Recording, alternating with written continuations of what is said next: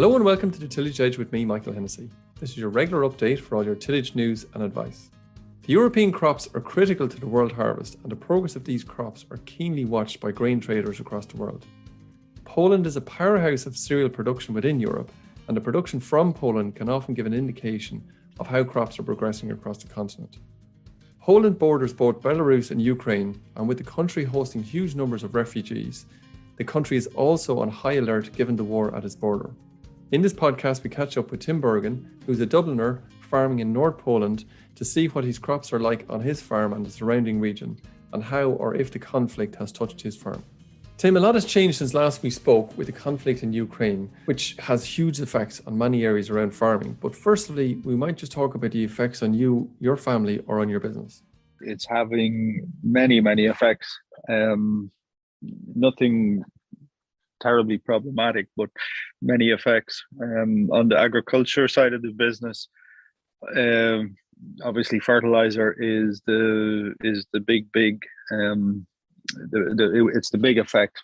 A lot of the fertilizer that was destined for our area was actually fertilizer that had been made in Russia and was sanctioned was impounded as soon as it came to the EU ports.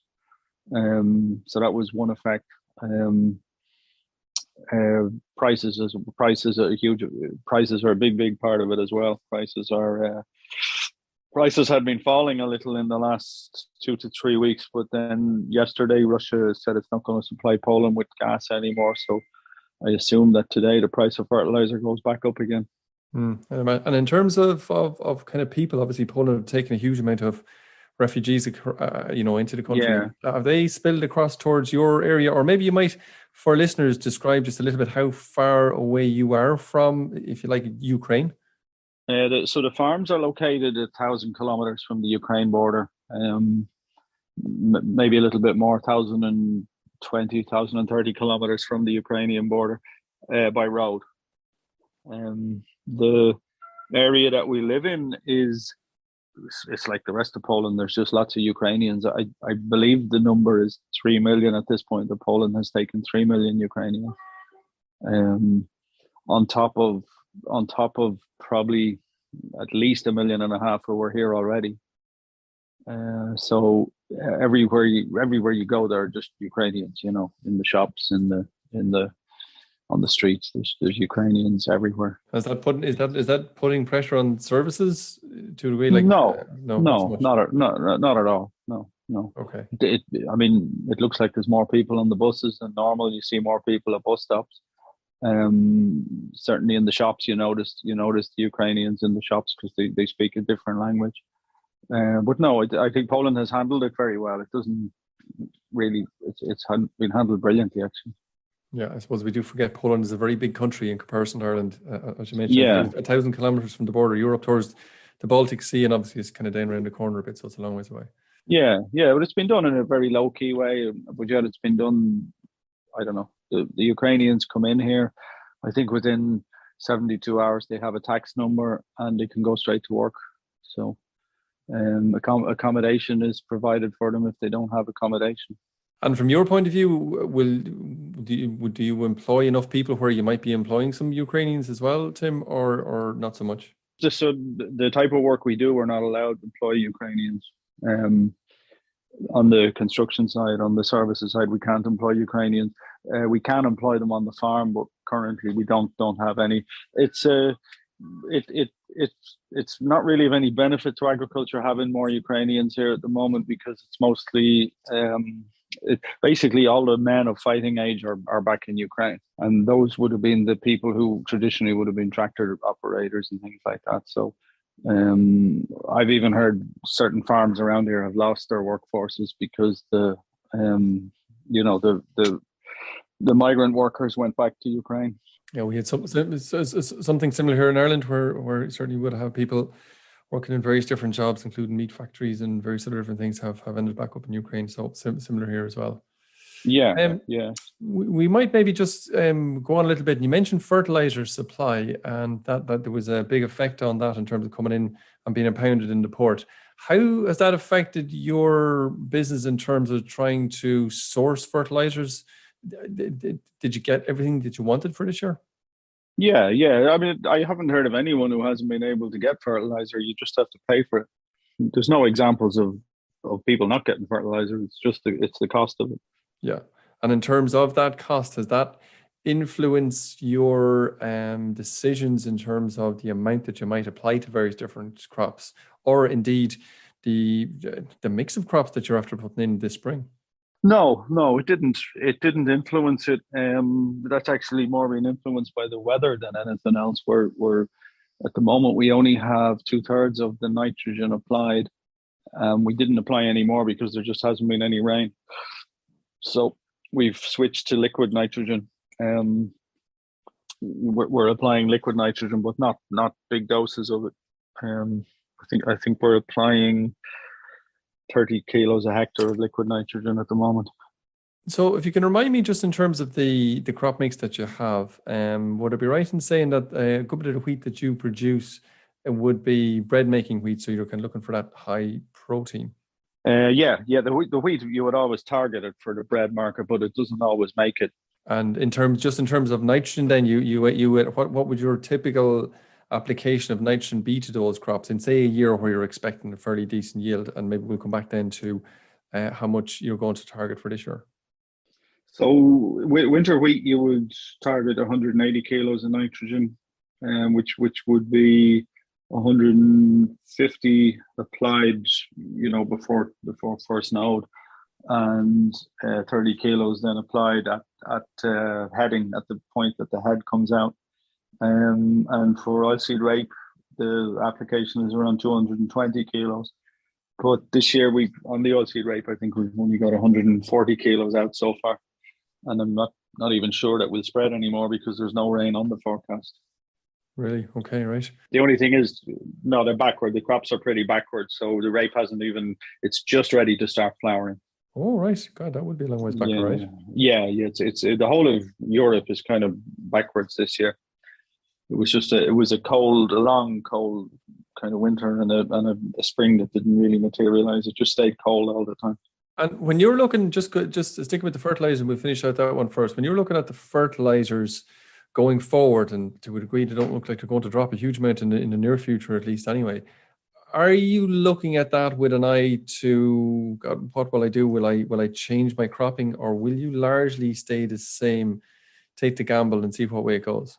I think we'll just largely stay the same because the future prices on cereals and on oilseeds, the future prices are quite strong. So, relatively speaking, it wouldn't make us change our crops because I think a decision which we may have to make will be the next fertilizer purchases we do, which will probably be during the summer.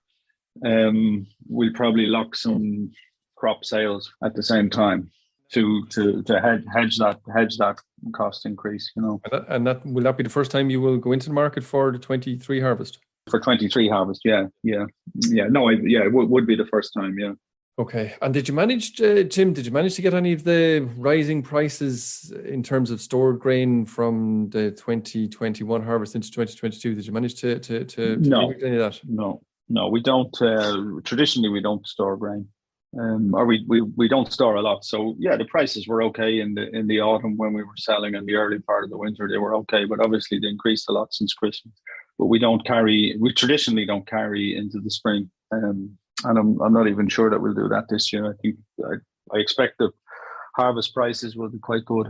We were talking to Jim McCarthy, who's down in Bulgaria. I don't know whether he heard the podcast, but he made a comment, I suppose, almost exactly the opposite. His comment would be that it pays them very well to store right into the springtime.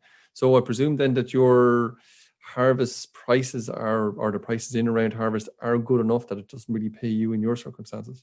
Yeah, we're close to the port here. We're close to kind of several large grain ports. So the prices tend not to change a lot through the year.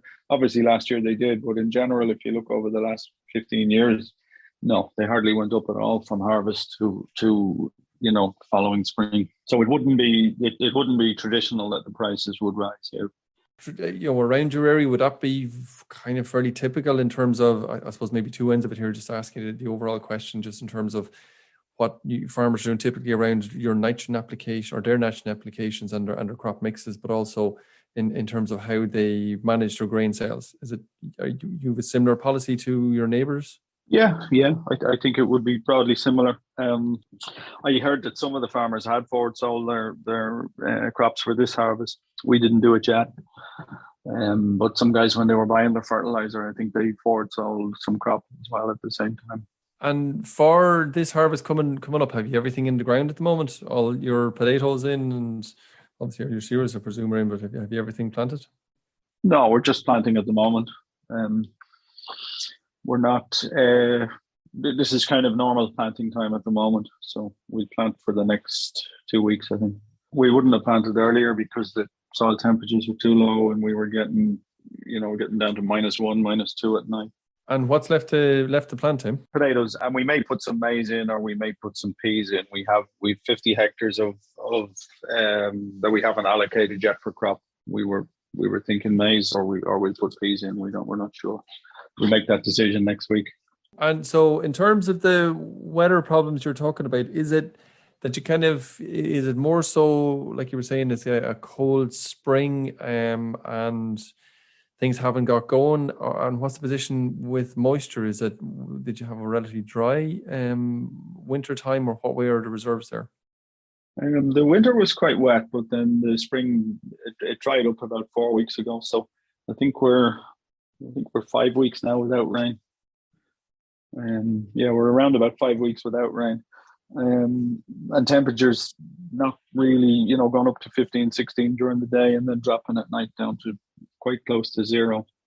And I think it's going to be like that for another week. So we don't expect any huge growth. So the crops in Eastern Europe are not where they should be. That's for sure. Everyone says the same. They're not as advanced as they should be.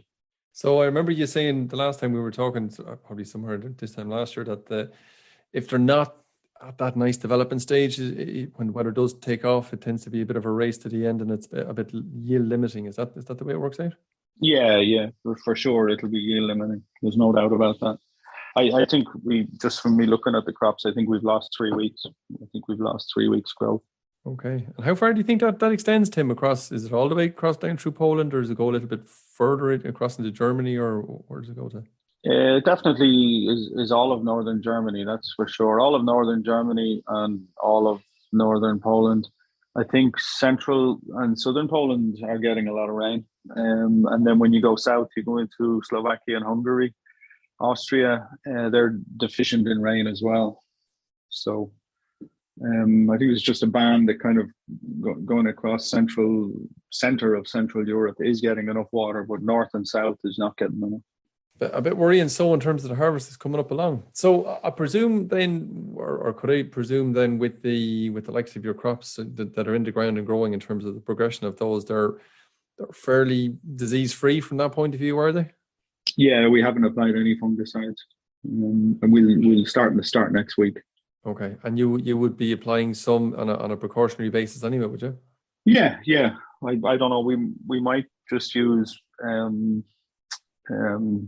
can't think of the name, Prochlorez. We might use Prochlorez and tebuconazole as a cheap entry fungicide, or we might just go with straight Boscalid. I'm not sure. We'll decide next week. We look at the weather forecast as well and make the decision. And for your winter wheats then, just I suppose in terms of where we are over here, our standard planted crop of winter wheat over here would be around kind of second last leaf, kind of peeping out to almost fully out. Whereabouts are your winter wheats? Really between first and second node. Okay, so still quite a ways back. Yeah. So we only applied Cyclacel yesterday. We only put CCC on it yesterday. I suppose our maritime climate does kick in at certain stages, even though we're quite wet. But it's certainly in terms of being a little bit warmer, crops certainly are a little bit more developed, really. Yeah. If rain comes in Eastern Europe, what will happen is the harvest will just be later. If rain doesn't come, the harvest will be at the same time as normal. So we'll see. And maybe to finish off, what way do you see the potatoes? Are you planting similar amounts to other years, or are you planting anything different this year in comparison to what you normally would have done? we were going to plant nothing. We up till about 10 days ago, we kind of decided we wouldn't plant at all. And then most of the potatoes we grow are for French fries for McDonald's. So we engaged with the factory engaged with us, and we agreed some better terms. So we decided to plant. But I think around Europe, a lot of people are pulling back, and I certainly don't see much evidence of potatoes being planted. I think a lot of people have decided to plant corn instead because they can make better money. Okay, it's really to do with returns, or is it to do as much with cost, or both? It's to do with returns, really. It's to do with returns. I mean, costs may have frightened some people, but it's a lot of it's to do with returns. And as the market showed this year, there was all over Europe there was a shortage of potatoes, like a genuine shortage of potatoes this year. And still the market didn't react to it. So people are thinking, no one's going to take the risk of planting on spec that maybe the market will react and rise. It definitely didn't happen this year. And given your late start, did you have the required seed, Tim, to keep up with Oh, that? Yeah. There's enough seed to plant 10,000 hectares around here. Okay. So you yourself, as in obviously potatoes are a pretty well planned crop that trying to get the right seed takes a bit of time and that kind of thing, but obviously you had some of that in stock anyway. We actually the only thing we had in stock was some rooster, that's all. Everything else we purchased in. But we'll just buy it. We'll buy it next week. We didn't even buy it. We'll take delivery next week, but there's loads of seed this year. There's no shortage of seed. Thanks very much for that update. It's great to get a view from a very different part of the world, and you certainly have quite a few difficulties and problems over there, no more than every farmer around, whether it's Ireland or any other parts of the world. So listen, thanks very much for that. It's been great to chat to you again. All right, good to talk to you. So that's it, and my sincere thanks to Tim for joining me on the podcast today. Teagasc are running a series of crop walks in every tillage county across Ireland over the next 7 to 10 days. The walks cover both winter and spring crops around fertilisers, herbicides and fungicides. For more details on the walk in your local area, go to teagasc.ie/spring crop walks. As always, if you have a suggestion about a topic you'd like to hear more about, drop me an email at michaelhennessy@teagasc.ie or on Twitter @teagascrops. Finally, don't forget, if you enjoyed the podcast, then recommend it to a friend or colleague. And as always, rate, review and subscribe on Apple Podcast or Spotify so you never miss an episode. And for more information, go to teagasc.ie. I'm Michael Hennessy. Thanks for listening. I'll be back next week with more tillage news and advice.